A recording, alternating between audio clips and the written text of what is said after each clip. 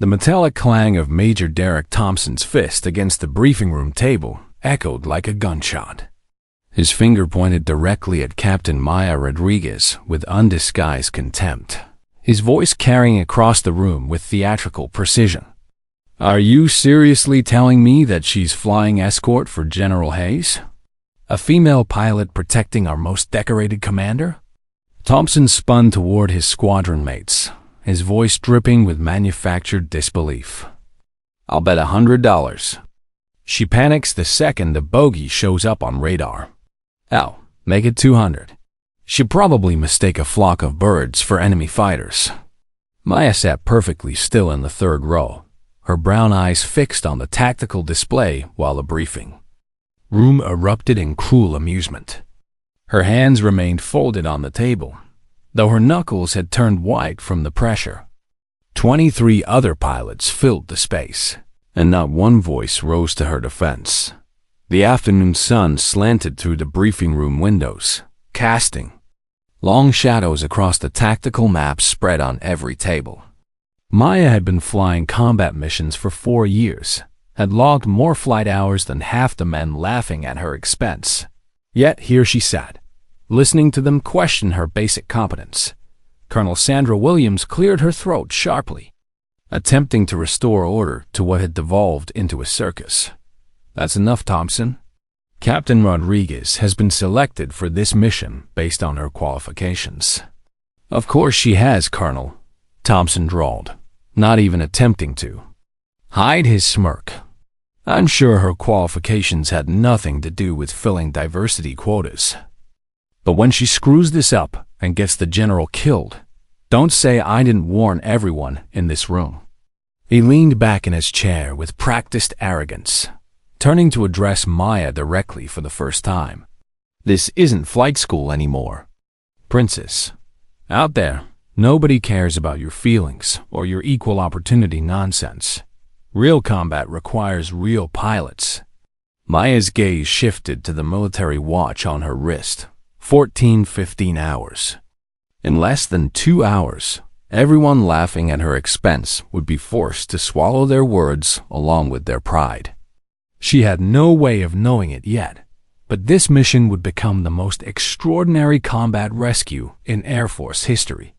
Cruel laughter continued around her, but Maya's mind was already elsewhere, running through pre-flight checklists and tactical scenarios. She'd learned long ago that the loudest voices in the room were rarely the most dangerous opponents. The real threats were the ones you never saw coming. Thompson's wingmen joined in the mockery, their comments growing more personal and vicious. They questioned everything from her physical strength to her emotional stability, painting a picture of inevitable failure that seemed to entertain everyone except the target of their abuse. "Maybe we should put her in the back seat," suggested Captain Brian Walsh, Thompson's closest ally. "Let a real pilot handle the stick while she operates." The radio. The suggestion drew another round of laughter, but Maya noticed something the others had missed. Colonel Williams wasn't laughing. The senior officer's expression had grown increasingly grim as the hazing continued, her jaw tightening with each cruel comment. Maya had heard rumors about Williams' own early career, the battle she'd fought to earn respect in a male-dominated field. Perhaps the colonel saw something familiar in this moment, a reflection of her own struggles decades earlier. "Enough!" Williams finally snapped, her voice cutting through the laughter like a blade. "This briefing is concluded. All pilots report to their aircraft for pre-flight inspection in 30 minutes. As the room emptied, Thompson paused near Maya's chair, leaning down to whisper with mock concern. "Try not to embarrass the entire Air Force out there, Rodriguez. Some of us actually care about our reputation." Maya looked up at him with calm brown eyes that revealed nothing of her inner thoughts. "Don't worry about my reputation, Major. Worry about yours." The comment was delivered so quietly that only Thompson heard it, but something in her tone made him pause. For just a moment, his confident smirk faltered, replaced by a flicker of uncertainty that vanished as quickly as it had appeared. As Maya gathered her flight materials, she caught Colonel Williams watching her with an expression of intense curiosity. The colonel had noticed something about Maya's demeanor during the briefing, a stillness that spoke not of fear, but of preparation. Like a coiled spring waiting for the moment of release. Walking toward the door, Maya passed a bulletin board covered with photographs of legendary Air Force pilots. Her eyes lingered on one image in particular, a faded photo of an F-4 Phantom, with Thunder Lead painted on its nose. The pilot's name had been classified for decades, but Maya knew it by heart. Outside the briefing room, the desert air shimmered with heat waves rising from the tarmac. Rows of F-16 Falcons sat like sleeping predators, their gray paint schemes designed to make them invisible against the sky. Maya's aircraft waited at the end of the line, its nose art depicting a ghostly figure emerging from storm clouds. She had requested that specific tail number for a reason, though none of her squadron mates knew the significance. The aircraft had a history that went back 25 years, to missions that didn't officially exist, and pilots whose names were still classified. As Maya walked toward her fighter, she passed groups of ground crew members preparing other aircraft. Their conversation stopped when she approached, replaced by curious stares and whispered comments. Word of the briefing room confrontation had already spread through the maintenance crews. "That's her," she heard one mechanic whisper to another. "The one Thompson's been bad-mouthing. Says she'd crack under pressure." Maya kept walking, her expression unchanged. She had learned long ago that reputation was built not through words, but through actions. And in less than 2 hours, she would take actions that would redefine everyone's understanding of what was possible. The pre-flight inspection ritual had always calmed Maya's nerves, and today was no exception. She moved around her Rev 16 with practiced precision, checking every rivet, every panel, every critical system with the thoroughness of someone who understood that attention to detail meant the difference between life and death at 30,000 feet. Jim Martinez, the crew chief who'd been maintaining fighters since Vietnam, watched her work with barely concealed admiration. His weathered hands wiped hydraulic fluid from a rag as he observed her methodical approach. "You check that bird like someone who's been flying for 20 years, Captain," he observed. "Most pilots your age just kick the tires and light the fires." Maya paused at the ladder, glancing back at the veteran maintainer. Her father had taught her that respecting your aircraft meant it would respect you when it counted. The lesson had been burned into her memory during countless hours in civilian flight training, long before she'd ever worn a military uniform. She climbed into the cockpit, her movements fluid and economical. The worn leather of her pilot's watch caught the light as she reached for the controls, revealing an engraving that read Thunder Lead 1975. It was a detail that Jim noticed but filed away without comment. Though something about it seemed significant. Through her canopy, Maya could see Thompson's flight of 4 F-16s already taxiing for takeoff. Their afterburners painted orange streaks across the sky as they performed unnecessary aerobatic maneuvers during their climb-out, showing off for the ground crews and anyone else watching. Maya shook her head slightly as she watched their display. Showing off burned fuel and broadcasted your position. Lessons she'd learned long ago from someone who understood that survival in combat often meant being invisible until the moment you struck. The takeoff checklist proceeded with mechanical precision, each item verified and confirmed. But as Maya prepared to taxi, she made one unusual adjustment to her seat position. Instead of the standard configuration most modern pilots preferred, she set her seat angle and distance to match specifications from an earlier generation of fighters. It was a subtle detail that only someone with deep historical knowledge of fighter aviation would recognize. The position allowed for better visibility during certain defensive maneuvers that had largely been forgotten in the age of beyond visual range combat. As her F-16 lifted off the runway with textbook precision, Maya felt the familiar surge of acceleration that had first captured her imagination as a child. But today was different. Today, she carried with her the weight of expectations, the burden of representing something larger than herself. The escort formation around General Hayes' C-130 transport came together with practiced efficiency. Maya took her position on the starboard quarter with precision that made the other aircraft seem clumsy by comparison. The massive transport lumbered along at 20,000 feet, its 4 turboprops churning through the afternoon sky as it headed northeast. Thompson's voice crackled over the radio with predictable arrogance. "Princess, try not to fly into the general's tail. We'd hate to lose you to stupidity rather than enemy action." The comment drew chuckles from his wingman. Their lack of radio discipline, a clear indication of how little they respected their fellow pilot. Maya maintained radio silence, adjusting her position with microscopic precision to maintain optimal escort spacing. But while Thompson and his flight joked over the frequency, Maya was focused on something else entirely. Her radar swept the sky in measured arcs, and she noticed intermittent returns at the very edge of detection range. Too faint to trigger automated warnings, but following a pattern she recognized from studying historical engagement records. The ghost returns appeared and disappeared in a way that suggested someone was testing their radar coverage, probing for weaknesses. Maya's pulse quickened, not from fear, but from recognition.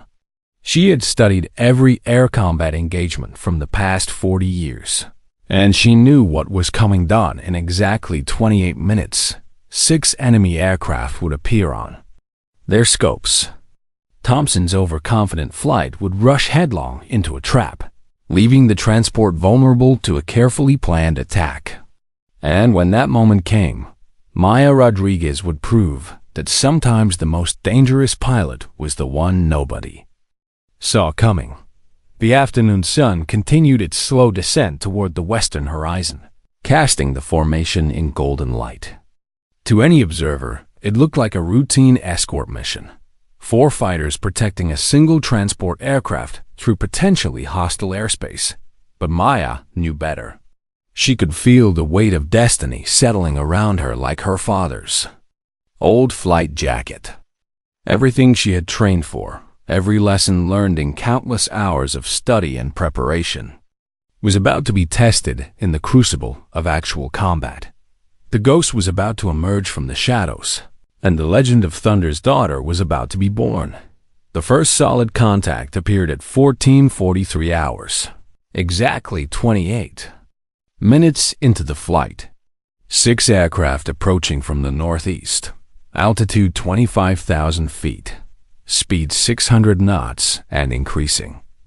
Maya's radar warning receiver immediately classified them as MiG-29 Fulcrums, their distinctive signature unmistakable to anyone who had studied threat recognition. But there was something about their formation that made Maya's pulse quicken with recognition rather than fear. She had seen this exact tactical approach in classified briefings, studied it in after-action reports that most pilots never knew existed. Viper flight, came the AWACS controller's voice, carrying controlled urgency. Multiple bandits bearing 045, 40 miles and hot. Count 6, repeat. 6 hostile aircraft inbound your position. The tactical situation had transformed from routine escort to potential combat in seconds. The enemy had chosen their moment perfectly. The escort formation was at maximum distance from friendly air cover, with mountains to the south limiting escape routes. Thompson's reaction was predictably aggressive and poorly considered. Viper flight, combat spread. 2 and 3, with me. We'll engage head-on. 4, you babysit the transport. His voice carried the excitement of someone who had trained for this moment but never actually experienced it. The bravado of untested confidence facing its first real challenge. Maya watched Thompson's three F-16s break away from the transport, accelerating toward the incoming threat with afterburners blazing. It was exactly what the enemy formation wanted: to draw off the majority of the escort and leave the transport vulnerable. She keyed her radio for the first time since takeoff, her voice calm and professional. Ghost 4 maintaining escort position with Thunder 1. Her use of the old tactical call sign Ghost instead of Viper was subtle but deliberate. Anyone monitoring the frequency would understand its significance if they knew their history. But Thompson was too focused on his impending glory to notice the modest implication. The enemy formation split with practiced precision as Thompson's flight approached. 2 MiGs continued straight, while 4 peeled off in perfectly coordinated pairs. Maya recognized the maneuver instantly. It was called the Cobra's Nest, a Soviet-era tactic designed to envelop and destroy aggressive opponents who rushed into combat without thinking. Thompson and his wingman flew directly into the trap.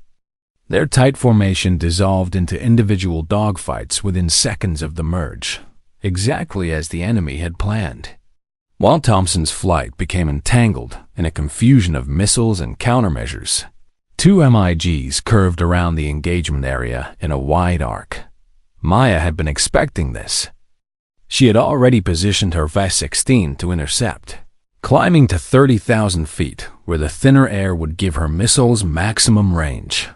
The defensive wheel maneuver she executed next hadn't been taught in Air Force training for 30 years.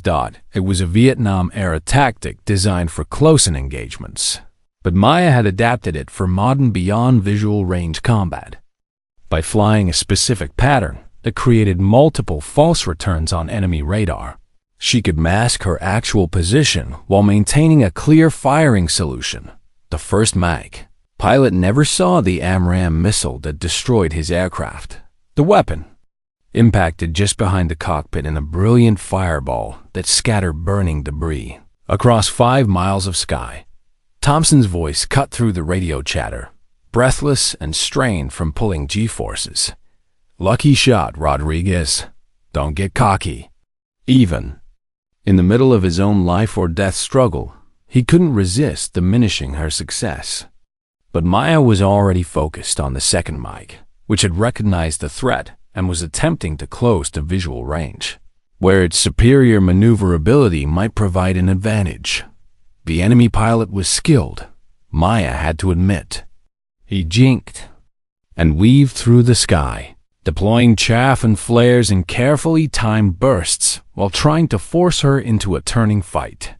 But Maya had studied every engagement from the past 40 years, and she recognized his patterns. When he committed to a high G barrel roll, she was ready. Instead of following him through the maneuver as he expected, she performed what fighter pilots call a high-low yo-yo, using the vertical dimension to maintain her energy while positioning for a shot. The second MiG exploded in a shower of aluminum and fire, its pilot ejecting just before impact. As his parachute deployed, Maya heard him transmit on the emergency frequency in accented English. "Ghost! It's Ghost!" "How is Ghost here?" The panicked recognition in his voice suggested he knew exactly who he was fighting, even if everyone else remained oblivious. Maya felt a chill run down her spine as she realized the implications. Her father's reputation had survived his supposed death, had become something larger than the man himself. General Hayes had been monitoring the engagement from the C-130's defensive systems station. His experienced eyes caught something the others had missed. Through the small monitor showing Maya's aircraft, he could see her hands on the controls during a brief moment of level flight. On her left wrist, partially visible beneath her flight suit sleeve, was a distinctive scar pattern that looked like a stylized eagle. It was a marking he had seen only once before, 20 years ago, on a legendary pilot who had simply been known as Thunder Lead. The tactical situation deteriorated rapidly.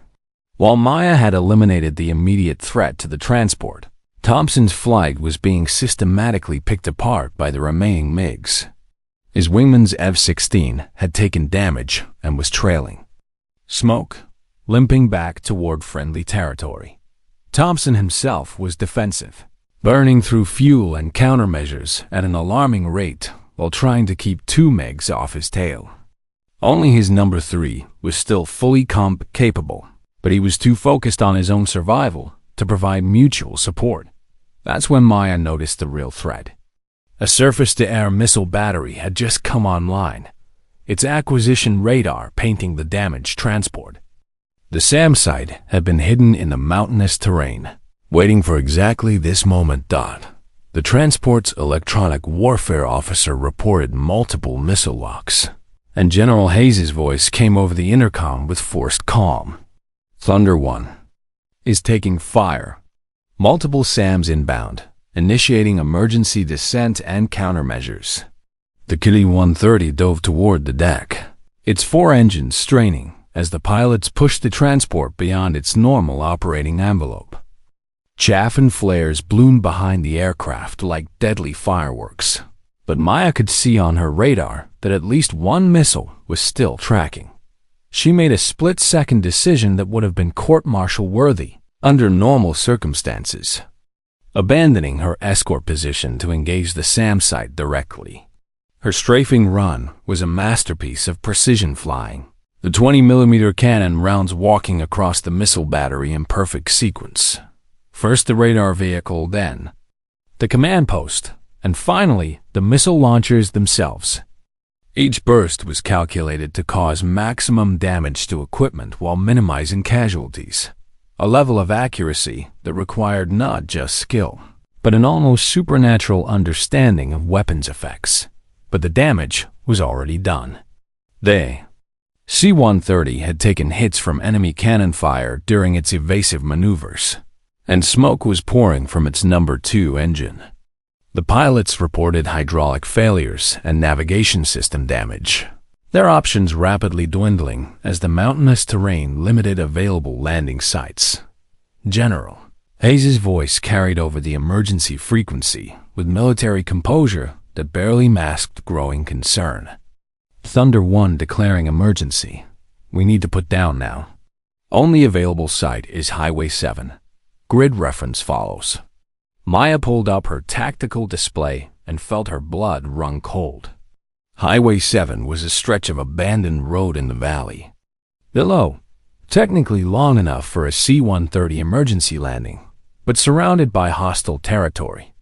Intelligence reports indicated at least company-strength enemy forces in the area, equipped with heavy weapons and vehicles.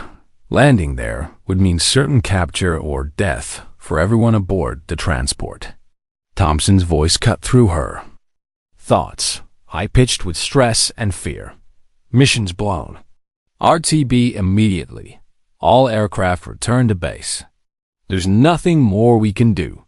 His flight of 3 had been reduced to 2 damaged fighters running for home, their earlier bravado evaporating in the face of actual combat. Maya watched the C-130 descending toward the highway, its smoke trail marking its path like a beacon for every enemy unit in the area. In her cockpit displays, she could already see vehicles moving to intercept at least 50 enemy soldiers and 3 armed jeeps converging on the landing site. General Hayes and his crew would be captured within minutes of touching down. Thompson was right about one thing. Conventional thinking said there was nothing a single F-16 could do about ground forces in close terrain. Air-to-ground combat in mountainous areas was considered nearly impossible for a single fighter, especially with friendly forces in immediate danger of capture. But Maya Rodriguez had never been one for conventional thinking. She keyed her radio. With absolute calm, her voice carrying a confidence that seemed to defy the impossible odds they faced. Negative, Viper lead. Thunder 1 still needs cover. Ghost 4 is going in for ground support. The decision she had just announced was so far outside normal procedures But Thompson actually stopped transmitting for several seconds, his brain unable to process what he had just heard. When he finally responded, his voice had lost all pretense of superiority. "Rodriguez, that's impossible. You can't provide close air support in a capture scenario. You'll be shot down, or..." He trailed off, unable to articulate the sheer insanity of what she was proposing. Maya was already diving toward the valley, her F-16's engine screaming, as she pushed the aircraft into flight envelopes where few pilots dared to operate. The abandoned highway stretched below her like a gray ribbon through the desert valley, with the damaged C-130 on final approach and enemy forces closing from 3 directions. "Thompson," she said quietly into her radio, "sometimes impossible is just another word for necessary. And by the way, my father once told me something you should remember. The most dangerous pilot isn't the one who follows all the rules. It's the one who knows exactly when to break them." In approximately 60 seconds, General Hayes would be on the ground and surrounded. Maya had less than a minute to devise and execute a plan that would save him from capture, using an F-16 fighter in ways its designers had never imagined. She smiled grimly beneath her oxygen mask, remembering another piece of her father's wisdom. When you're outnumbered and outgunned, you don't fight fair, you fight smart. And if they think you're crazy enough to try the impossible, they're already half-beaten. The Ghost was about to show everyone exactly what that meant. The first strafing run came in so low that enemy soldiers could see Maya's eyes through her visor. She swept across their positions at 200 feet, the F-16's cannon precisely targeting vehicles and heavy weapons while leaving personnel untouched. The psychological impact was immediate and devastating. Soldiers dove for cover, convinced they were under attack by an entire squadron rather than a single fighter pilot who had apparently lost her mind. Jeep-mounted machine guns exploded in showers of sparks, their ammunition cooking off in spectacular chains of secondary explosions that sent the enemy forces scrambling for any available shelter. Maya pulled up hard, climbing vertically to avoid the canyon walls while assessing the tactical situation. The C-130 had touched down successfully, using every inch of the abandoned highway to stop just 50 meters from a collapsed overpass. General Hayes and his security detail were already deploying from the aircraft, but they were outnumbered, 10-1 with nowhere to run. That's when Colonel Williams's voice cut through the radio chatter, carrying a tone of sudden recognition that made Maya's blood freeze. "Rodriguez, your flying style, that defensive wheel, the precision gunnery. Dear God, you're Thunderlead's daughter, aren't you?" Maya didn't respond immediately, focused entirely on the impossible task ahead. She had identified an 800-meter stretch of relatively straight highway, barely enough for an F-16 landing if everything went perfectly. The approach would require threading between power lines, avoiding debris, and touching down at the exact spot where the road surface could handle 30,000 pounds of fighter jet traveling at 150 knots. Thompson's voice crackled with disbelief from somewhere high above the valley. "She's not ... She can't be thinking of landing. That's suicide. F-16s need 3,000 feet minimum, and that's on a prepared runway." But Maya was already configuring her aircraft for the approach, dumping fuel to reduce weight and extending landing gear at altitude to increase drag. The maneuver was so far outside standard procedures that her aircraft's warning systems began chiming incessantly. "My father did this in Panama, December 1989. She transmitted calmly over the frequency. "Operation Just Cause. Rescued a downed pilot from a highway under fire. If he could do it in an F-4, I can do it in a Viper." The enemy forces had regrouped from the initial shock of her strafing attack, and small arms fire began reaching up toward her aircraft. Maya jinked left and right, using unpredictable movements to spoil their aim while maintaining her approach path. Through her heads-up display, she could see General Hayes directing his security team into defensive positions around the Key 130, but they had limited ammunition and no heavy weapons. The landing approach required every skill Maya had ever learned, and several she invented on the spot. She came in hot and steep, using a technique called a tactical overhead brake that fighter pilots normally employed only at secure airfields.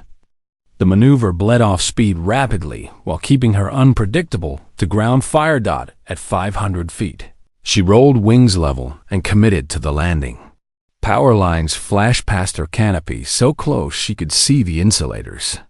A burned-out truck forced her to offset left, putting her perilously close to the drainage ditch that ran alongside the highway. Her airspeed indicator showed 160 knots. Still too fast for the available distance. She extended the speed brakes fully and pulled the throttle to idle, feeling the F-16 settle toward the concrete like a falcon diving for prey. Every instinct screamed that this was impossible, that physics and mathematics made this landing attempt nothing more than an elaborate form of suicide. The main gear touched down exactly where she had planned, the aircraft slamming onto the highway. With a bone-jarring impact that rattled every rivet in the airframe, Maya immediately deployed the drag chute and stood on the brakes, feeling the anti-skid system cycle as the tires fought for grip on the deteriorating asphalt. The nose gear slammed down, and she fought to keep the aircraft centered as it decelerated through 100 knots, then 80, then 60. A concrete barrier loomed ahead, part of the collapsed overpass that blocked the highway. Maya had calculated she would need every meter of available distance, and the numbers were proving mercilessly accurate. The F-16 finally stopped, with its nose cone just 20 meters from the obstacle, jet engine winding down as she rapidly shut down systems and prepared to aggress.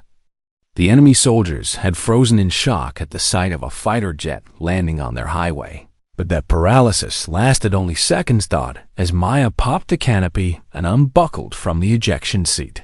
She could hear shouted orders in Arabic and the sound of weapons being readied. She reached behind her seat and pulled out the survival kit, extracting the compact assault rifle that all fighter pilots carried for escape and evasion scenarios. That's when the first enemy soldier got close enough to see the name tape on her. Flight suit. Thunder, he read aloud in heavily accented English. The effect was electric. The soldier stumbled backward, his face draining of color as he screamed to his comrades. Thunder's ghost. It's Thunder's ghost. The daughter of Thunder. Maya leveraged their superstitious fear perfectly. She had heard the stories her father told about psychological warfare, how reputation could be a weapon as powerful as any missile. The enemy knew the Thunder Lead legend, the pilot who had supposedly died destroying an entire enemy squadron single-handedly, whose ghost was said to haunt those who threatened American forces. Now they believed his daughter had inherited not just his skills, but his supernatural protection. She moved with calculated efficiency, using the F-16 as cover while advancing toward General Hayes' position. Her shots were precisely placed, destroying weapons and equipment while the enemy soldiers retreated in growing panic. Several threw down their rifles and ran, convinced they were facing something beyond human capability. The combination of her impossible landing and the Thunder Lead legend had created exactly the psychological advantage she needed. General Hayes watched her approach with growing recognition. When she reached the C-130's defensive perimeter, he grabbed her shoulder, staring at the distinctive scar on her wrist that was now clearly visible. "My God, it is you, Maria Rodriguez's daughter. I was there when your father ... double quotes, his voice caught with emotion. We told everyone Thunder Lead died in that last mission, but he made it home, didn't he? 3 months in a military hospital, 2 years of rehab," Maya confirmed, still scanning for threats while they spoke. They gave him a medical discharge and a new identity to protect ongoing operations. He spent the rest of his life teaching me everything he knew, preparing me for this moment. Thompson's panicked voice interrupted their reunion from high above. Whatever touching family moment you're having down there, we've got bigger problems. Enemy reinforcements inbound. 2 minutes out. Maya surveyed the tactical situation with her father's analytical eye. The F-16 sat on the highway like a beached whale, impossible to take off with the limited distance available. Or was it? She remembered something her father had said about the early days of carrier aviation, when pilots had to launch from impossibly short decks using every trick physics would allow. "General, you and your men need to get back in the C-130. Now," she ordered with calm authority that brooked no argument. "I'm going to clear us a path out of here." Hayes looked at her like she had lost her mind. "Captain, that transport is damaged. We've got 50 enemy soldiers surrounding us, and your fighter can't possibly take off from..." "Sir, with all due respect, shut up and move." Maya's command voice cut him off. "I've got 40 seconds to make this work." She sprinted back to the F-16, her mind calculating weights, distances, and angles with computer-like precision. The enemy soldiers were regrouping, starting to advance again despite their fear.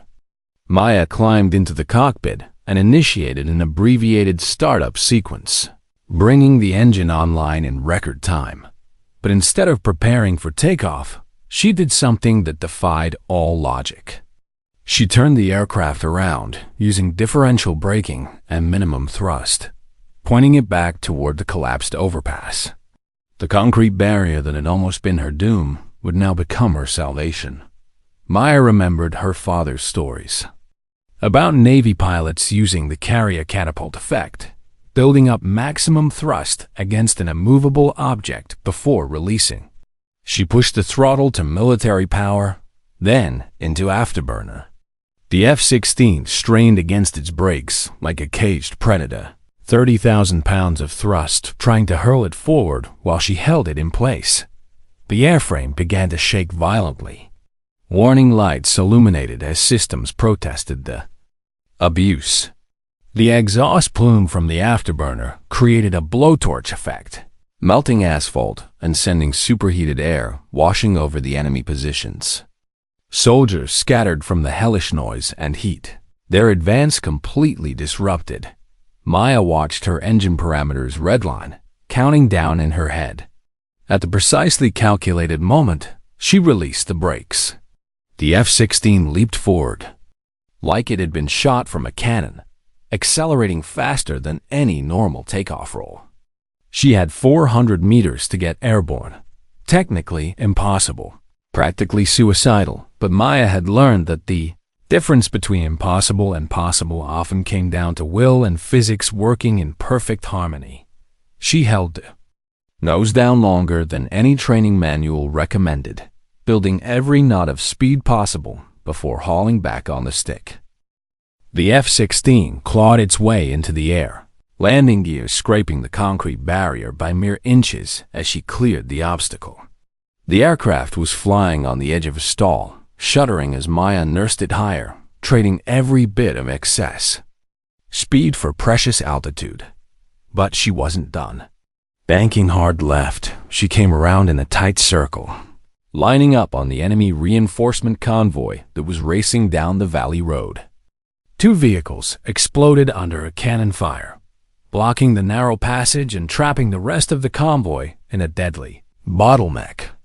The psychological impact of seeing an F-16 take off from an impossibly short distance, then immediately attack, with surgical precision, broke what remained of enemy morale completely. General Hayes had gotten the C-130 crew back aboard with engines started, and his voice carried over the radio with a mixture of awe and gratitude that was unmistakable. "Ghost 4, I don't know how you just did that, but we're rolling. Can you cover our takeoff? Copy, Thunder. I'll keep them busy. You focus on getting airborne."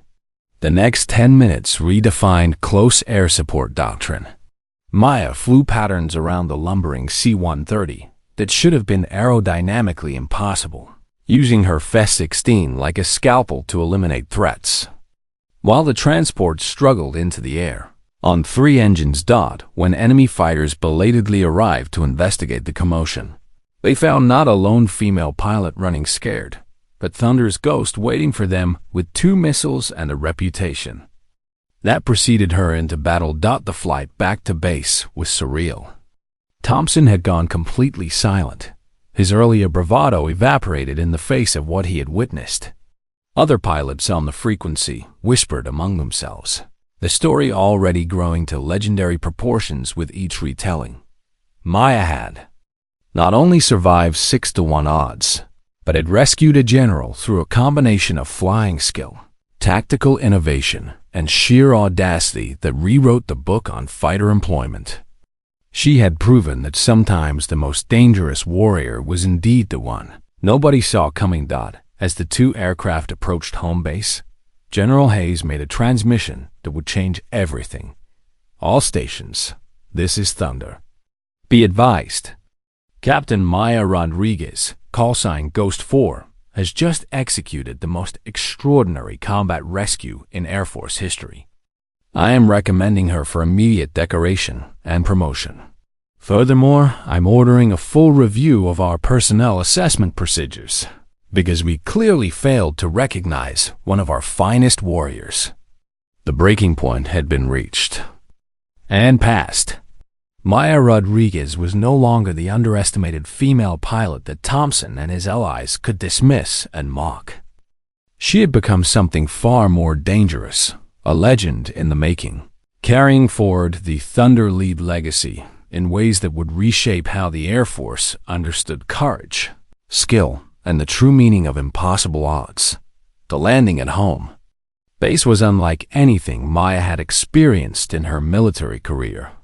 Word of the rescue had already spread through the base communication networks, and the entire wing had turned out to watch her return. As her F-16 touched down on the familiar runway, she could see hundreds of personnel lining the taxiway, some saluting, others simply staring in amazement at what they had heard was impossible. Ground crews who had serviced her aircraft dozens of times before now looked at her with something approaching reverence. Maintenance chiefs who had barely acknowledged her existence suddenly stood at attention as she taxied past their positions. The transformation in their attitudes was immediate and unmistakable. When Maya shut down her engines and opened the canopy, the first person waiting to meet her was Major Derek Thompson. He stood at the foot of her ladder, but the arrogant pilot who had mocked her just hours earlier was nowhere to be seen. Tears streamed down his face as he struggled with emotions he clearly didn't know how to process. Without a word, Thompson dropped to one knee on the tarmac in front of the assembled crowd. His voice broke as he spoke. "I'm sorry. I'm so sorry. I didn't know who you were, what you were capable of, and nearly got everyone killed with my arrogance." Maya climbed down from the cockpit and helped Thompson to his feet, her actions witnessed by dozens of other pilots and crew members. The gesture was simple but profound. She could have humiliated him publicly, could have savored his complete reversal of attitude. Instead, she chose grace. "You didn't know because I didn't want you to know," she said quietly, her voice carrying clearly in the desert air. "My father taught me that the most dangerous warrior is the one nobody sees coming." She paused, looking Thompson directly in the eye. "But now you do know. The question is, what are you going to do with that knowledge?" Colonel Williams approached, having witnessed the entire exchange. Her expression mixed professional assessment with personal recognition. "Captain Rodriguez, I need you to debrief immediately. What you accomplished today, ... She shook her head in disbelief. "It's going to require some very detailed documentation." As they walked toward the operations building, Maya noticed something that would prove crucial in the days ahead. Captain Jennifer Walsh, Thompson's usual ally, was standing apart from the crowd with a small group of female airmen. Their expressions weren't celebratory, they were calculating. whispering among themselves with the intensity of people planning something. Maya caught fragments of their conversation as she passed. That makes us all look bad. Dots HOWBOATIN for attention. Probably violated a dozen regulations. The resentment in their voices was unmistakable, and Maya realized that her triumph had created a new set of enemies among people she'd never even considered threats. The debriefing room was packed beyond capacity. Intelligence officers, squadron commanders, and personnel Maya didn't even recognize filled every available seat. General Hayes sat at the head of the conference table, his arm in a sling from the emergency landing, but his eyes sharp and focused. "Ladies and gentlemen," he began without preamble, "what you're about to hear will redefine your understanding of tactical aviation. Captain Rodriguez didn't just save my life today. She demonstrated capabilities that we didn't know existed in our pilot training programs." For the next 3 hours, Maya walked them through every decision, every maneuver, every split-second calculation that had turned an impossible situation into a legendary rescue. The room grew quieter with each detail, as the assembled officers began to grasp the true scope of what had occurred. Lieutenant Colonel Marcus Webb, the base intelligence officer, leaned forward with obvious concern. "Captain, the enemy pilots. Who engaged you?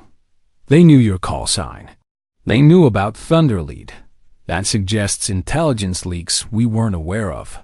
Maya had been expecting this question. "Sir, my father's reputation survived his supposed death. The enemy has been watching for his return or for someone carrying on his work.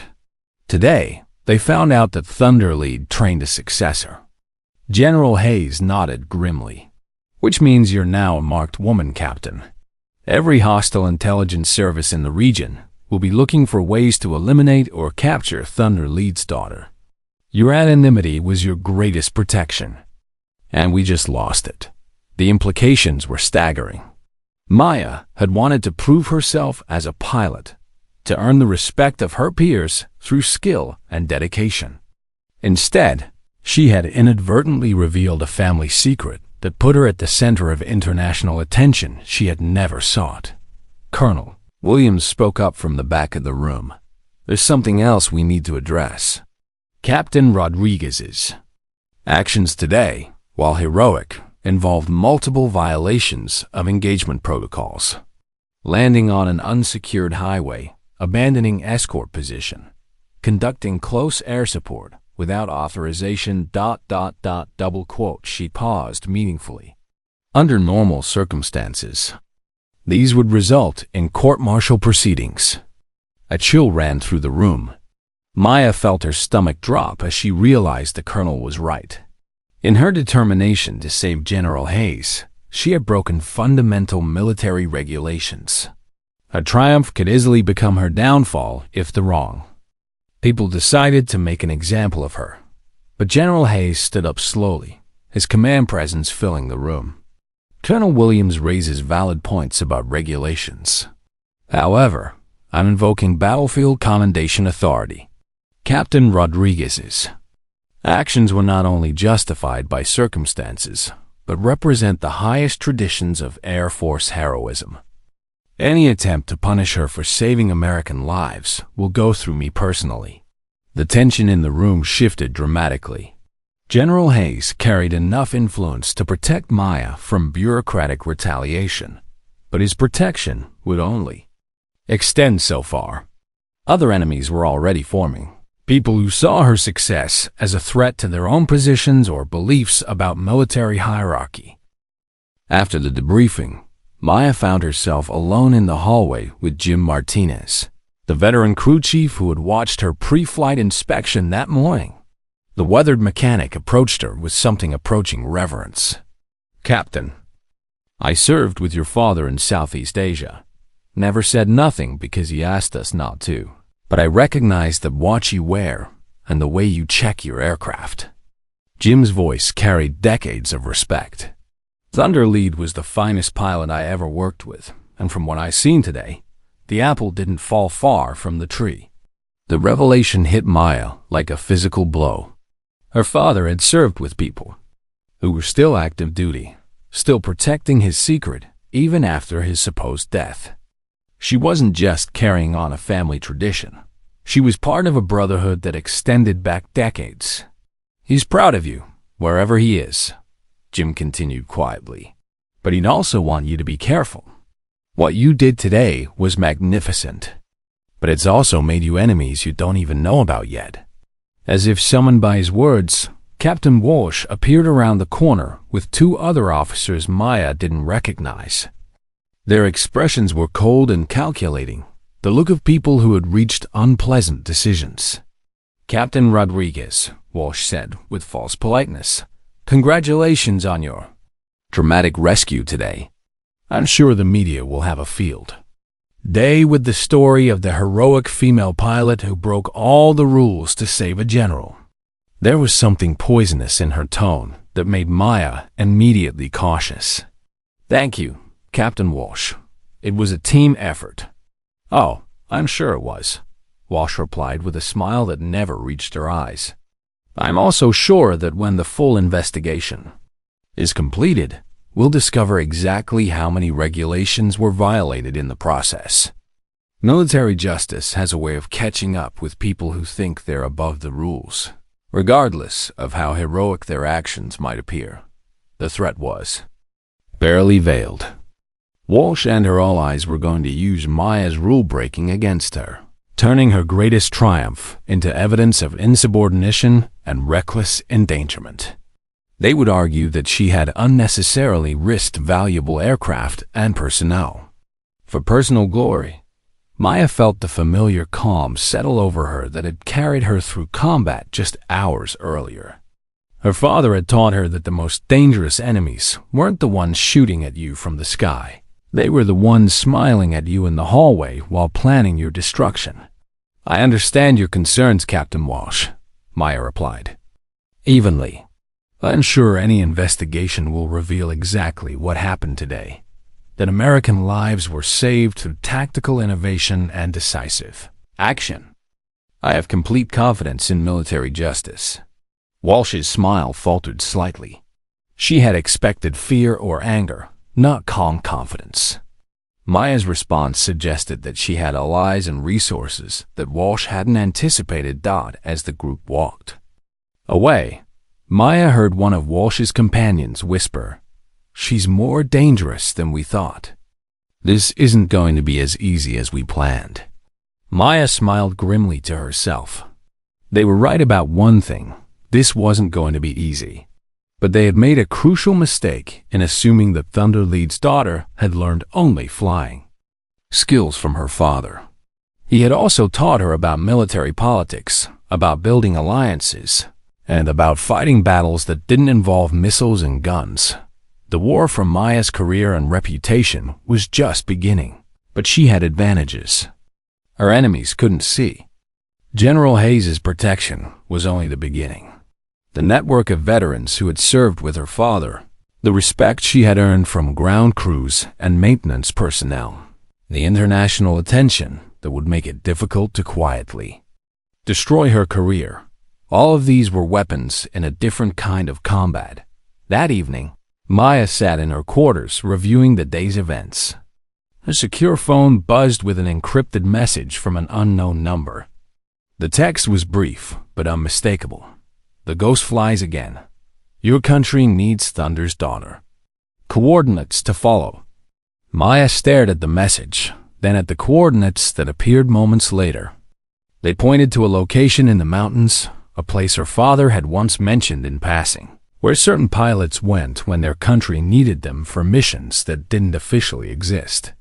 Everything she had accomplished, all the recognition and advancement, suddenly felt like it had been preparation for something bigger, something her father had known was coming. The helicopter she could hear approaching in the distance wasn't regular base traffic, but something flying dark without lights. Maya pocketed the phone and walked toward the sound, her hand unconsciously touching the thunder patch on her flight suit. She had proven that skills didn't have gender, but now she was about to discover that some legacies transcended even death itself. The ghost was ready for whatever came next. The anonymous tip arrived at the Inspector General's office, 72 hours after Maya's rescue mission. The complaint was professionally crafted, citing specific military regulations and documented witness statements. Captain Jennifer Walsh's signature appeared at the bottom, but Maya suspected the document had been prepared by someone with far more legal expertise than the line pilot possessed. The charges were serious: willful disobedience of orders, reckless endangerment of government property, unauthorized deviation from assigned mission parameters, and conduct unbecoming an officer.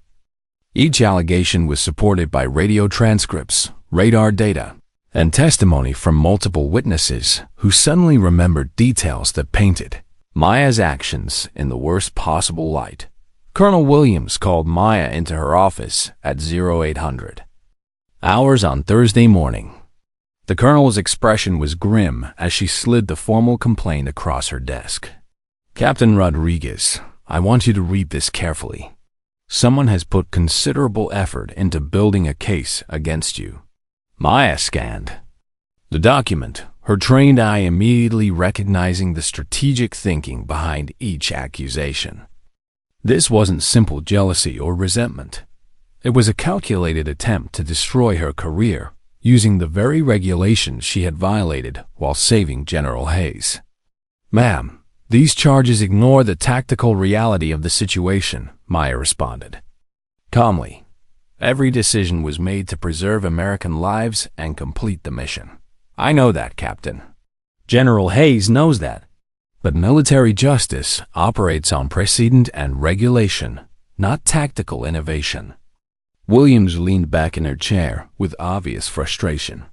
"The problem is that technically, they're not wrong about the violations. You did abandon your assigned position. You did land on unauthorized surface. You did engage in close air support without clearance." The trap was elegant in its simplicity. Maya's enemies had used her greatest strength, her willingness to break rules when lives were at stake, as the foundation for her destruction. They were betting that military bureaucracy would triumph over heroism, that regulations would matter more than results. "There's more," Williams continued, her voice dropping to a near whisper. "Intelligence has picked up chatter suggesting that enemy forces are specifically targeting you now. They know about the Thunder Lead connection, and they view you as a significant threat. Some people are arguing that your high profile makes you a liability." Maya felt the walls closing in from multiple directions. External enemies wanted her dead. Internal enemies wanted her court-martialed.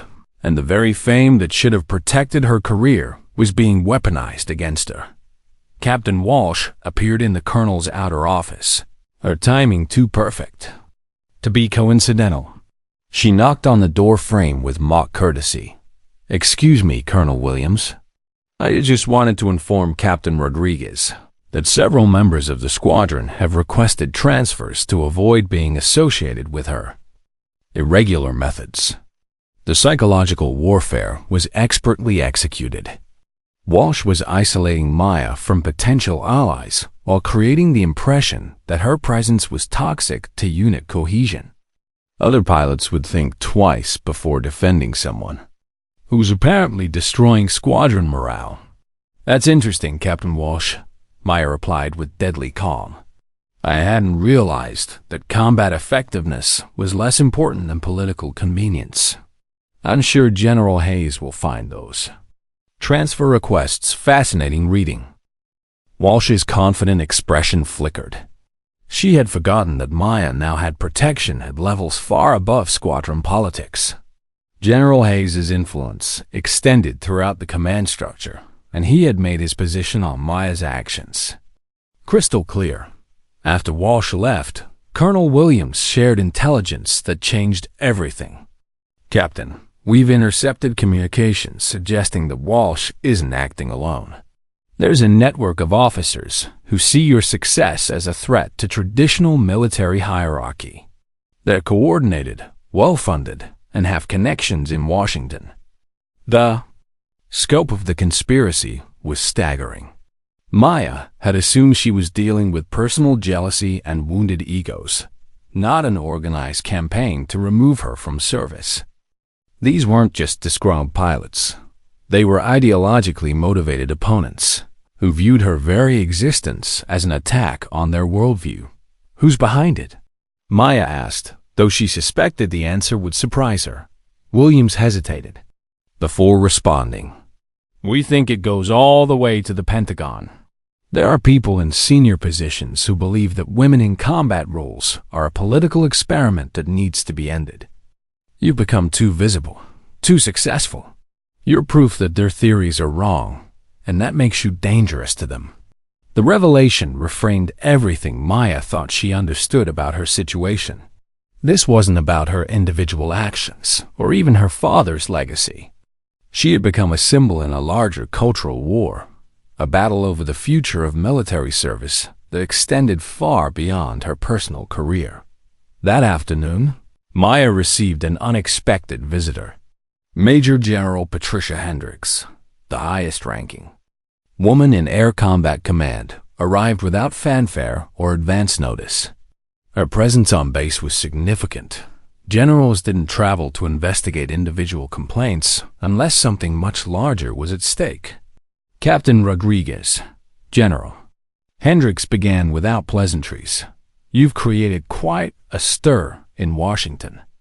There are people who want to pin medals on you, and people who want to see you court-martialed. Unfortunately, the latter group has more political influence at the moment.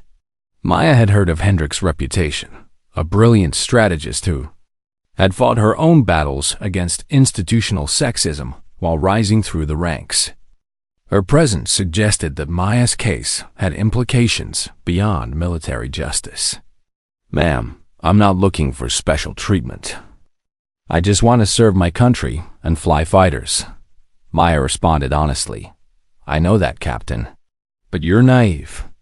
If you think this is about your personal desires, you've proven that women can perform in combat at the highest levels, and that scares certain people. They're going to use every tool available to discredit that proof. Hendricks laid out the political reality with brutal clarity. Conservative politicians were using Maya's case to argue against women in combat roles, claiming that her rule-breaking proved women couldn't be trusted with military discipline. Liberal politicians were defending her, but their support came with expectations that Maya serve as a poster child for their agenda. The worst part, Hendricks continued, is that both sides are missing the point. This isn't about gender politics. It's about combat effectiveness. You saved American lives through superior skills and tactical innovation. That should be the only thing that matters. But politics and military reality rarely aligned, as Maya was learning painfully. The formal investigation was proceeding regardless of her combat effectiveness, and the outcome would depend more on political calculations than tactical merit.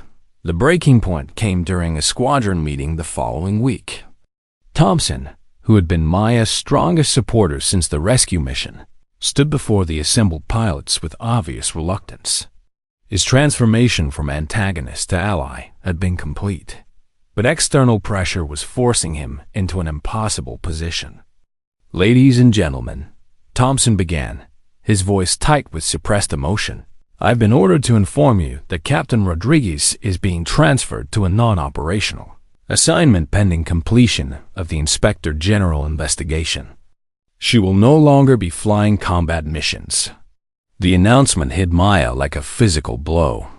They were grounding her, removing her from the cockpit while bureaucrats decided her fate. For a fighter pilot, being grounded was a form of professional death. She would be relegated to desk duties while watching others fly the missions. She had trained her entire career to perform. Captain Walsh couldn't hide her satisfaction at the announcement, but she had underestimated the loyalty Maya had earned from unexpected quarters.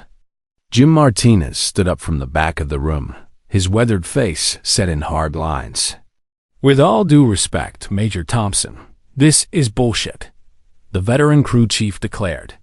"Captain Rodriguez is the finest pilot this squadron has seen in 20 years, and everyone in this room knows it. Grounding her for saving lives is a disgrace to the uniform."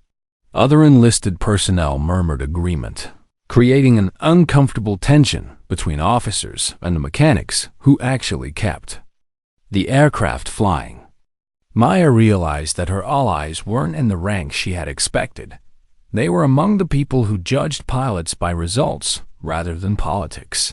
The meeting ended in uncomfortable silence, but Maya noticed something significant. Several pilots approached her afterward, speaking quietly about their dissatisfaction with the investigation. She was building a coalition of support to cross traditional military hierarchies. That evening, Maya's secure phone buzzed again with another encrypted message. This time, the sender identified himself: Colonel Marcus Stone, Special Operations Command. "Your father and I served together in operations that don't exist. We need to talk." The message included coordinates for a meeting location off base, away from official surveillance and political complications. Maya realized that her father's network was larger and more active than she had imagined, and they were finally ready to reveal themselves. As she prepared to leave for the meeting, Maya reflected on how completely her world had changed in just 1 week. She had gone from unknown squadron pilot to national symbol to grounded officer facing court-martial. But she was also discovering that her father's legacy included allies in places she had never suspected. The downfall her enemies had planned was proceeding exactly as designed, but they had made one crucial error. They assumed that destroying Maya Rodriguez would be as simple as destroying any other individual pilot. They hadn't accounted for the fact that Thunder Lead's daughter was connected to networks that operated outside normal military channels. The real war for Maya's future was about to begin, and it would be fought with weapons her enemies didn't even know existed. The warehouse meeting location was 20 miles off base, in an industrial district where military vehicles wouldn't attract attention. Maya arrived at 2300 hours to find herself facing a gathering that redefined her understanding of her father's true legacy. Colonel Marcus Stone emerged from the shadows, followed by a dozen men and women whose faces bore the weathered marks of special operations experience. Maya recognized the bearing immediately. These weren't regular military personnel, but operators who worked in the spaces between official missions. "Captain Rodriguez," Stone said without preamble, "your father saved my life in Panama. Since then, I've been waiting for the day when Thunder Lead's daughter would need our help. That day has arrived." The assembled group included pilots, intelligence officers, and support personnel from across the military spectrum. What united them wasn't rank or service branch, but their connection to Maya's father and their commitment to missions that transcended normal bureaucratic limitations. "Sir, I appreciate whatever you're offering, but I'm facing court-martial proceedings. I can't get involved in anything that might compromise my legal position," Maya responded cautiously. Stone smiled with grim amusement. "Captain, your legal position is already compromised. The people trying to destroy you aren't interested in justice. They're interested in making an example. Playing by their rules is a guarantee of failure." Lieutenant Colonel Sarah Barnes, an intelligence officer Maya didn't recognize, stepped forward with a classified briefing folder. "We've been monitoring the conspiracy against you. It extends to congressional staffers, Pentagon officials, and defense contractors who profit from the current system. This isn't about military justice. It's about preserving a power structure that your success threatens." The scope of the opposition was staggering, but Maya was beginning to understand that her father's network had been preparing for exactly this type of institutional warfare. They had spent decades building relationships and gathering intelligence on the people who valued politics over performance. "What are you proposing?" Maya asked, though she suspected the answer would challenge everything she thought she knew about military service. Stone activated a secure tablet displaying satellite imagery and personnel files. Tomorrow morning, you're going to receive orders for a classified mission. Officially, it's a routine training flight. Unofficially, you'll be intercepting a terrorist cell that's planning to attack American civilians overseas. The mission parameters were unlike anything Maya had encountered in regular military operations. She would be flying solo with minimal support against targets that officially didn't exist. Success would require every skill her father had taught her, plus tactical innovations that pushed the boundaries of what was considered possible. The beauty of this plan, Barnes explained, is that your enemies can't court-martial you for a mission they don't know exists. When you return successful, they'll be forced to confront a new reality, that their political games are secondary to national security requirements. Maya studied the mission briefings with growing excitement and concern. The targets were legitimate threats to American interests, but engaging them would require her to operate completely outside normal command structures. She would be gambling her career on the word of people who claimed to represent her father's interests. "How do I know you're really who you claim to be?" she asked. "My father taught me to verify everything, especially when people offer solutions that seem too convenient." Stone reached into his jacket and withdrew a worn photograph. It showed a young pilot standing beside an F-4 Phantom with "Thunder" lead painted on its nose. The pilot's face was unmistakably Maya's father, but the man standing beside him was clearly a younger version of Stone himself. "Kisan, 1968, Stone said quietly. "Your father and I were shot down behind enemy lines. He carried me 15 miles through hostile territory with a broken leg. When we got back to base, he made me promise that if anything ever happened to him, I'd look after his family." The photograph was proof of a connection Maya had never known existed, but more importantly, it represented a promise that transcended normal military loyalties. Her father had built a network of people bound by personal honor rather than institutional requirements. Maya made her decision with the same calm calculation that had carried her through combat just days earlier. "What do you need me to do?" The mission briefing took 3 hours, covering every detail from fuel calculations to weapons loadouts. Maya would be flying a specially modified F-16 with capabilities that didn't appear in any official specifications. The aircraft had been prepared by mechanics who had learned their advanced techniques from her father himself.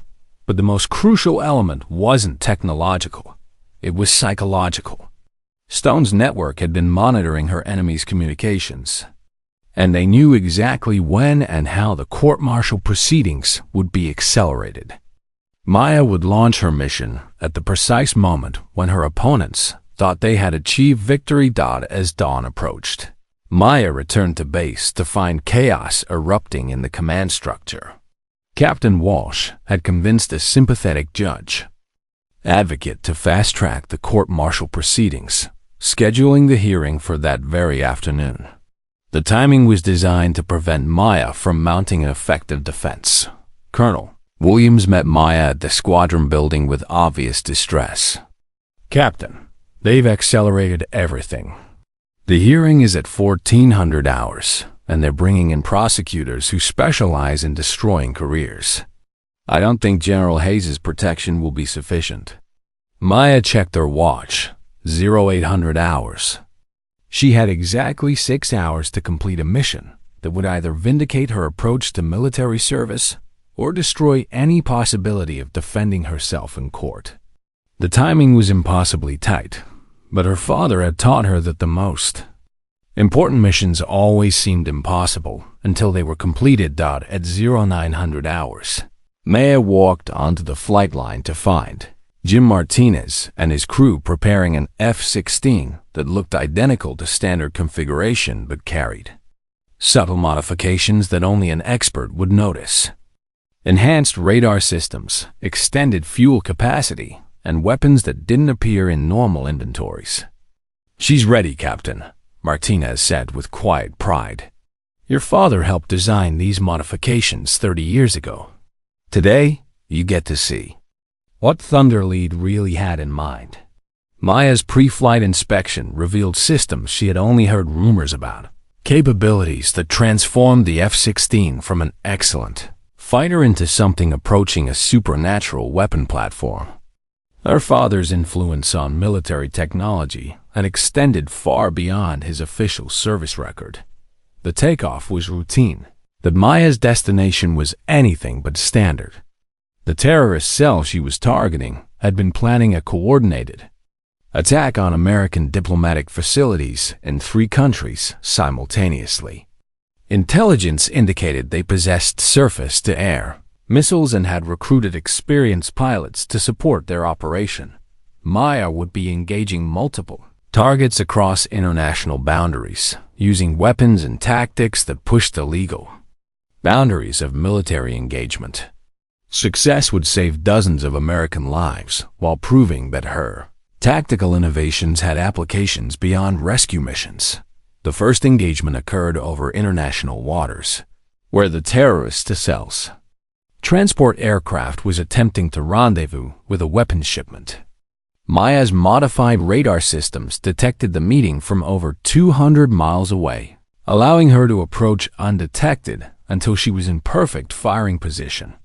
The precision of her attack was surgical, destroying the weapons shipment while forcing the transport aircraft to land at a friendly airfield where intelligence personnel were waiting.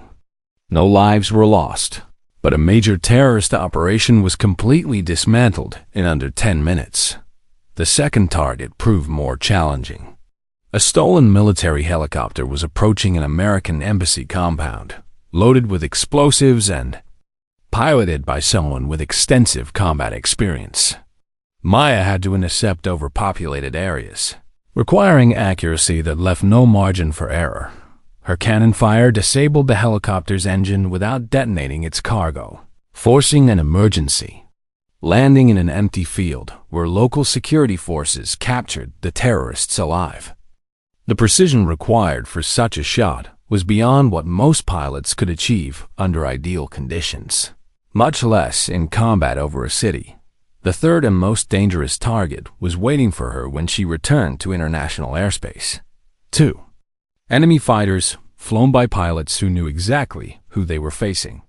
The radio chatter she intercepted was in multiple languages, but the meaning was clear.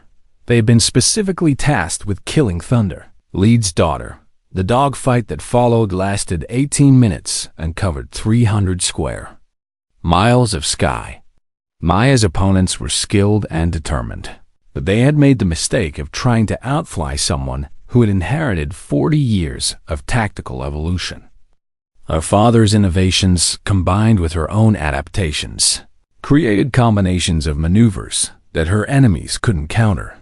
When the engagement ended, both enemy aircraft were destroyed, and Maya was flying home with full video documentation of the entire mission.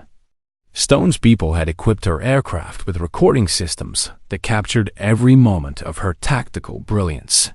She landed at base at 13:30 hours, exactly 30 minutes before her court-martial hearing was scheduled to begin. As Maya shut down her engines and opened the canopy, she could see military police waiting to escort her directly to the legal proceedings. But she could also see something else: news crews and congressional representatives who had arrived to witness what they thought would be the destruction of a female combat pilot who had gotten too successful for her own good. Maya walked toward the hearing with the calm confidence of someone who held cards her opponents couldn't see. In her flight suit pocket was a data storage device containing proof that she had just prevented a coordinated terrorist attack while her enemies were preparing to court-martial her for being too effective. The courtroom was packed beyond capacity when Maya entered at exactly 1400 hours. Prosecutors who specialized in destroying military careers sat at one table, while her hastily assigned defense counsel looked overwhelmed by the complexity of the charges. Colonel Walsh testified first, presenting a devastating case that Maya had violated multiple regulations and endangered personnel through reckless actions. Her testimony was supported by expert witnesses who explained why landing on highways and abandoning assigned positions represented fundamental failures of military discipline. The prosecution's case was methodical and technically correct. Maya had indeed violated numerous regulations during her rescue of General Hayes. Under normal circumstances, the evidence would have been sufficient to end her career and result in criminal conviction. But these weren't normal circumstances. When General Hayes took the witness stand, he didn't limit his testimony to the rescue mission.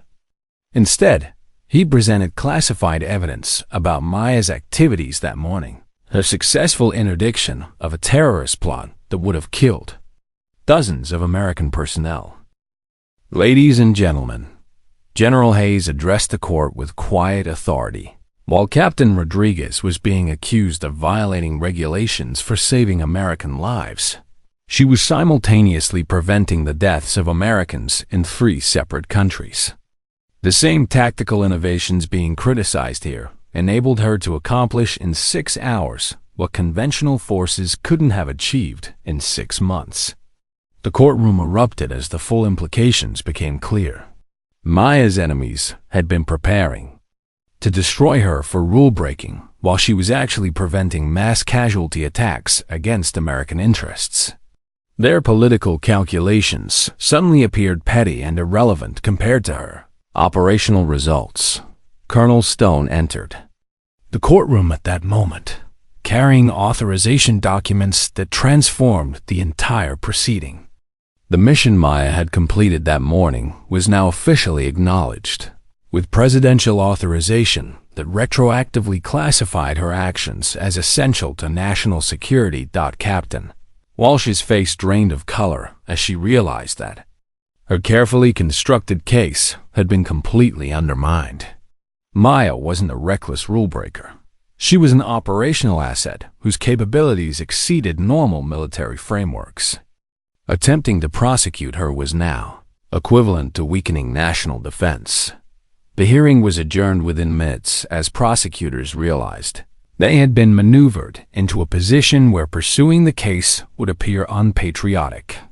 Maya's enemies had expected to destroy her through bureaucratic warfare, but they had been outflanked by people who understood that some missions transcended normal military procedures. As Maya left the courtroom, she was surrounded by reporters and congressional representatives who wanted to understand how a court-martial hearing had transformed into a vindication of unconventional military tactics.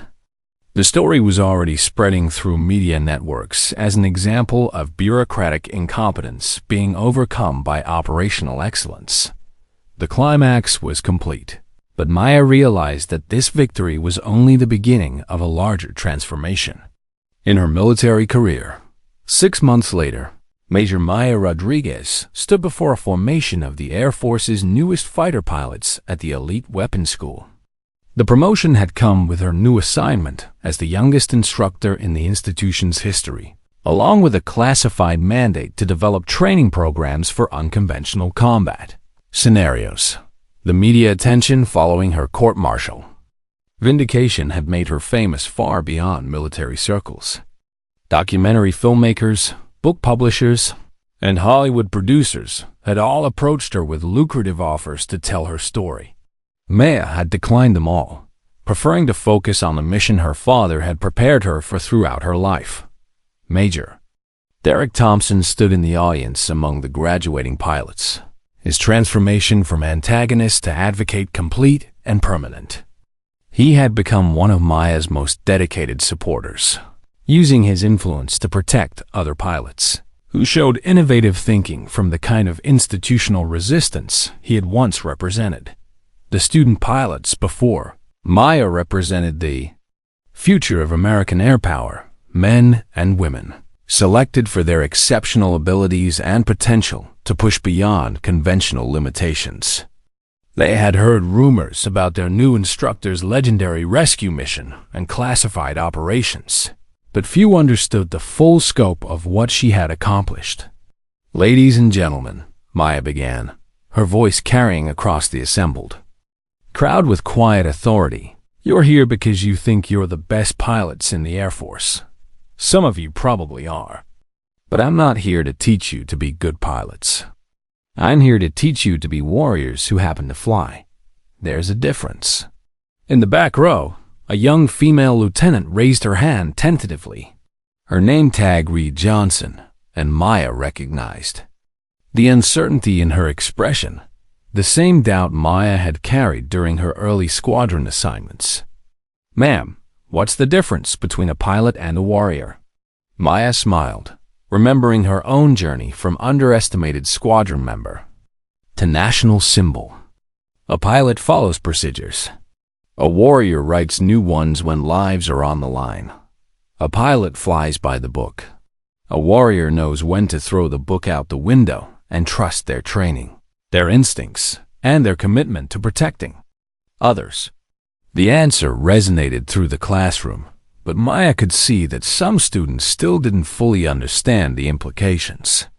They had grown up in a military culture that emphasized regulations and standardization, making it difficult for them to grasp when innovation became more important than compliance. "Let me give you a specific example," Maya continued, walking to the tactical display at the front of the room. 6 months ago, I was faced with a choice between following my assigned escort mission or abandoning it to save a captured general. Following procedures would have meant certain death for General Hayes and his crew. Breaking procedures meant risking court-martial and ending my career. She activated the display, showing satellite imagery from the rescue mission that had launched her into legend. The students leaned forward, recognizing this as the story they had all heard fragments of through unofficial channels. The choice wasn't difficult once I understood what was really at stake. Military regulations exist to ensure good order and discipline, but they're tools to accomplish our mission, not substitutes for thinking. When regulations prevent you from protecting American lives, you have a higher obligation than bureaucratic compliance. Lieutenant Johnson raised her hand again. "Major, how do you know when it's appropriate to break the rules? What if you're wrong about the situation?"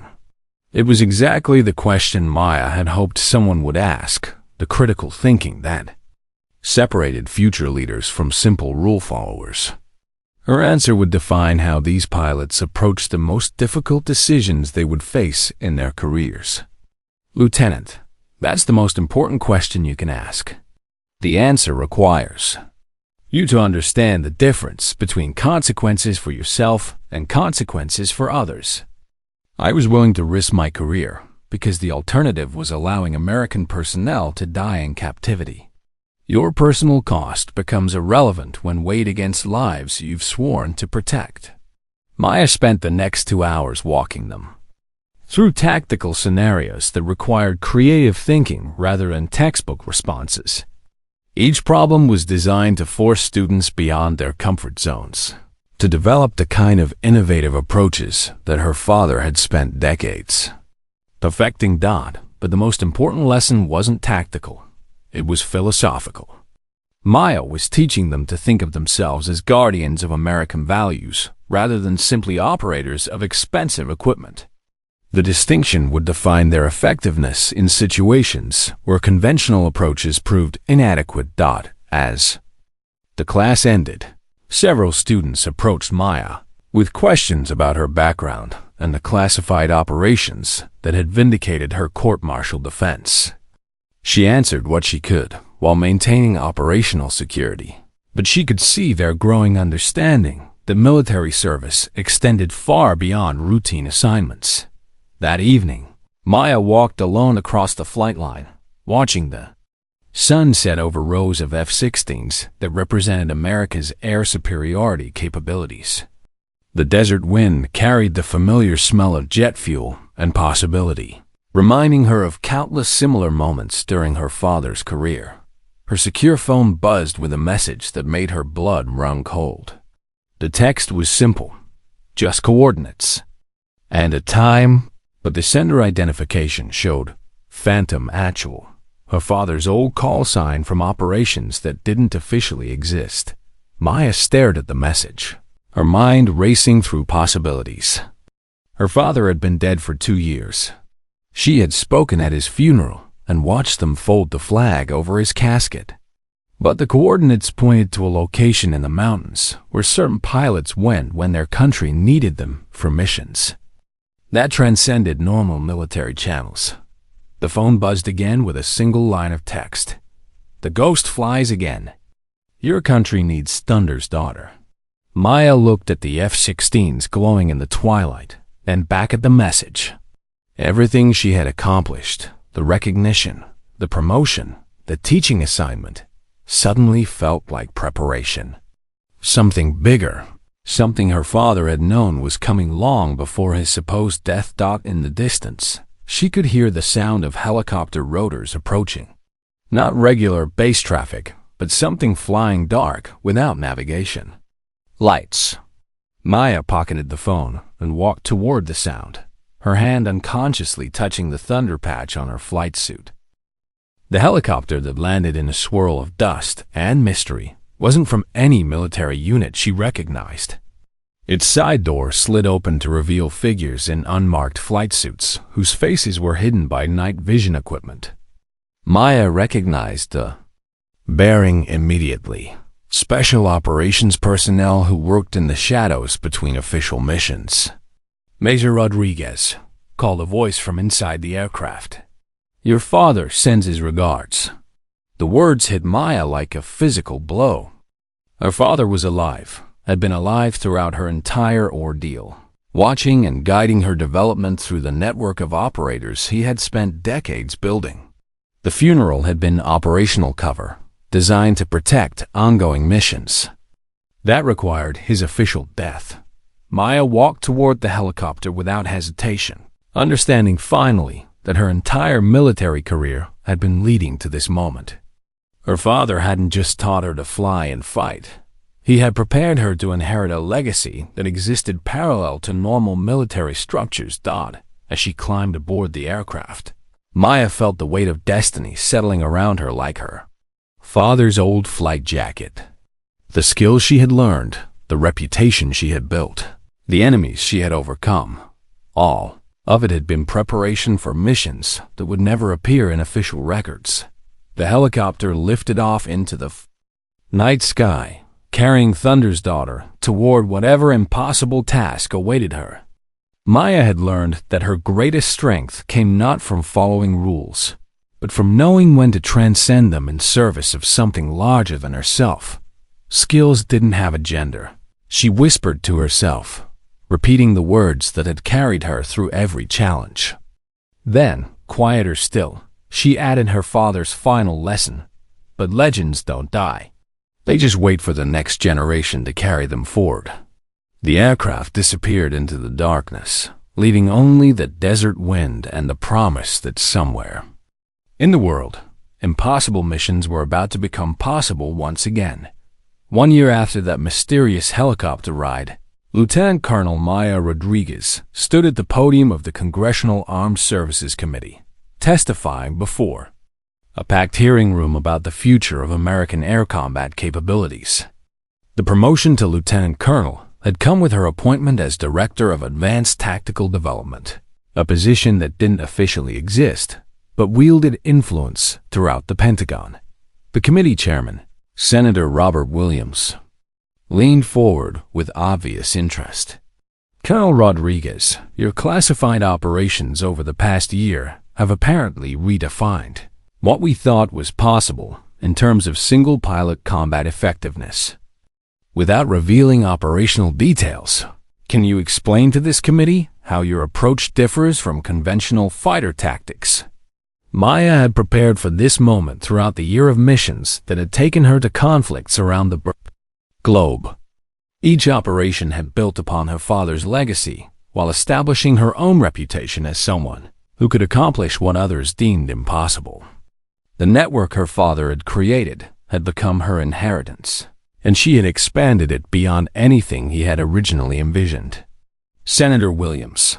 Conventional tactics assume that individual aircraft operate within predictable parameters against known threats. My training has focused on operating beyond those parameters against threats that don't follow conventional patterns.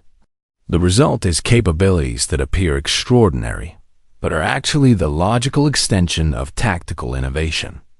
What Maya couldn't say in open testimony was that the past year had involved missions across 6 continents, engaging terrorist networks, rogue nations, and criminal organizations that threatened American interests. Each operation had required her to push beyond the boundaries of what military planners thought possible for a single pilot.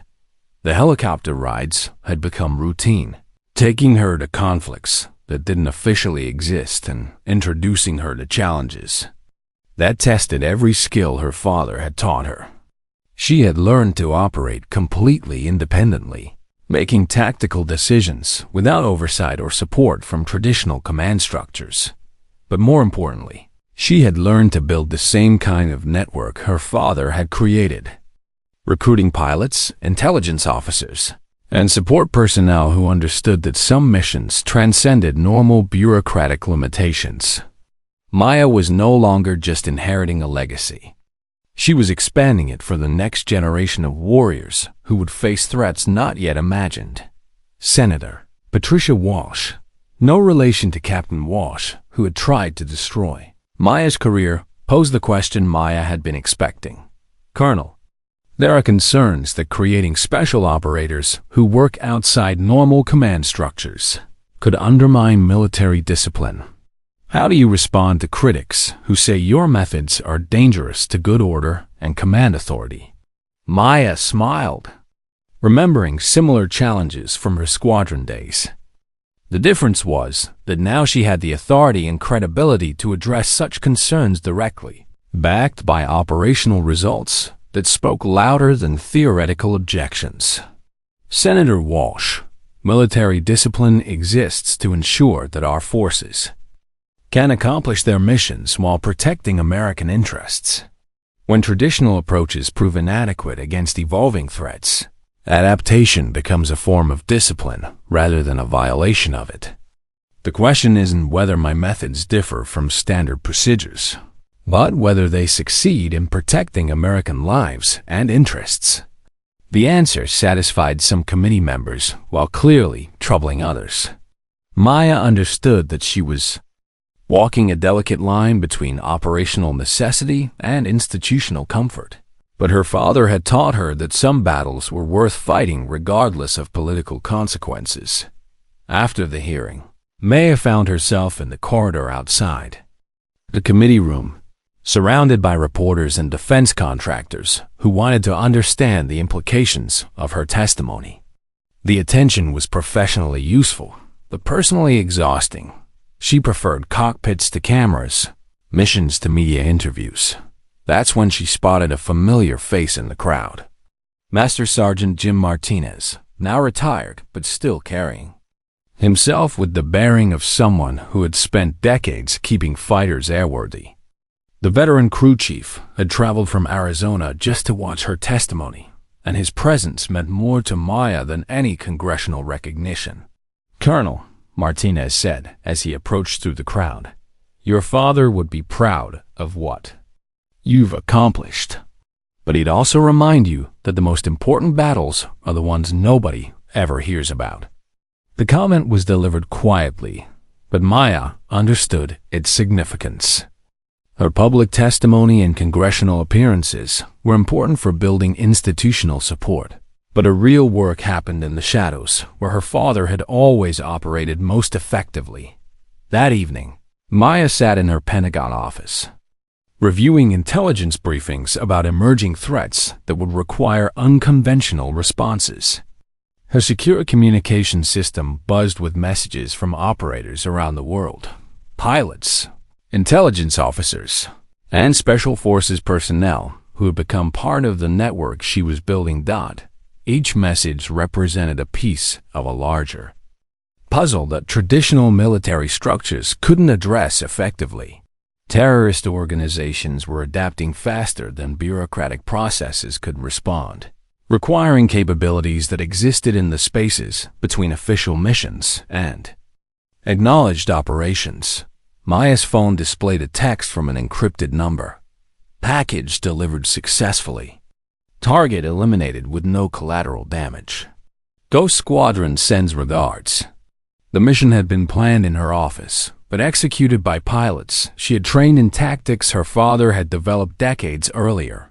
Ghost Squadron had become her primary operational unit, a group of pilots who officially didn't exist, but carried out missions that prevented conflicts from escalating into larger wars.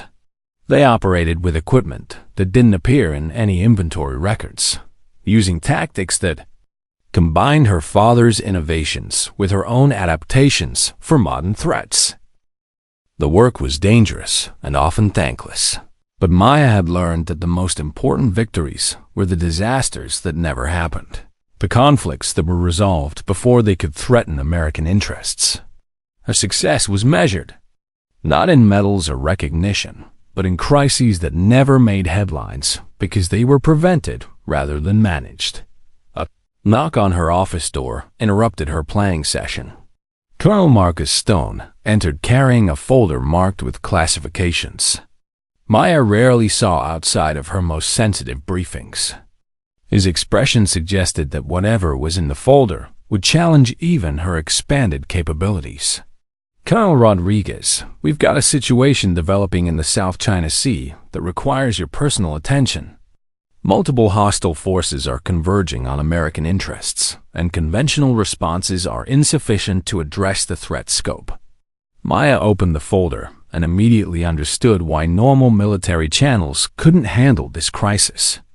The threat involved state actors, terrorist organizations, and criminal networks operating in coordination, a complexity that exceeded traditional command structures' ability to respond effectively. Timeline? She asked, already calculating the resources and personnel she would need to address multiple threats simultaneously. 72 hours until the window closes. After that, we're looking at a regional conflict that could escalate globally.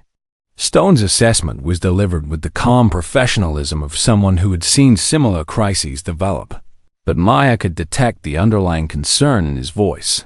Maya studied the intelligence reports, recognizing patterns her father had taught her to identify decades earlier. This wasn't just another crisis requiring tactical innovation. It was the kind of strategic challenge that her entire career had been preparing her to address. I'll need Ghost Squadron airborne within 12 hours, plus intelligence support from our network assets in the region. Maya was already shifting into operational planning mode, her mind calculating aircraft positioning, fuel requirements, and tactical approaches for engaging multiple threat vectors simultaneously. As Stone left to coordinate the mission logistics, Maya reflected on how completely her life had transformed since that day in the briefing room when Major Thompson had mocked her capabilities. She had proven that gender was irrelevant to combat effectiveness, but more importantly, she had inherited and expanded a legacy that protected American interests in ways that would never be publicly acknowledged. Her secure phone buzzed with a message from her father. Thunder's daughter has become Thunder's heir. The sky belongs to those brave enough to claim it. Maya smiled as she prepared to leave for another mission that would test the limits of what one pilot could accomplish. Her father was right about the sky belonging to the brave, but he had also taught her that courage was meaningless without the skills and wisdom to use it effectively. The helicopter that arrived to transport her to the aircraft staging area was piloted by someone she had trained in her own tactical innovations. Ghost Squadron represented the next generation of pilots who understood that the most dangerous enemies were often the ones operating outside conventional frameworks. As they lifted off into the night sky above Washington, Maya looked down at the lights of the Pentagon and Congress, knowing that the people in those buildings depended on missions they would never know about. executed by operators whose names would never appear in history books. The ghost was flying again, carrying forward a legacy that transcended individual careers or personal recognition.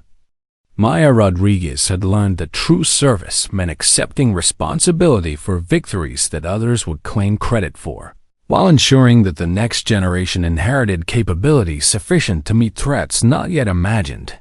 The aircraft disappeared into the darkness, leaving only the promise that somewhere in the world, impossible odds were about to encounter someone who had learned that impossible was just another word for Tuesday in the Rodriguez family. Skills truly didn't have gender, but legends were inherited by those worthy of carrying them forward. Maya Rodriguez had proven herself worthy of both her father's trust and her country's needs, becoming something even more dangerous than Thunder Lead himself. Thunder's daughter, with innovations all her own. The sky belonged to the brave, but it was protected by the wise. And wisdom, Maya had learned, came not from following rules, but from understanding when to transcend them, in service of something larger than yourself. The thunder would echo through whatever came next, carrying with it the promise that American interests would always have guardians willing to do whatever was necessary to protect them, regardless of the personal cost or public recognition. Thunder's daughter had become Thunder's legacy, and that legacy would endure as long as there were pilots brave enough to fly into the impossible and skilled enough to emerge victorious. The Ghost Squadron was airborne, and the sky belonged to America. If you enjoyed this story, don't forget to hit the subscribe button and become a part of our Everyday Life Stories community. Where are you watching from? Drop a comment below. We love hearing from our amazing viewers around the world.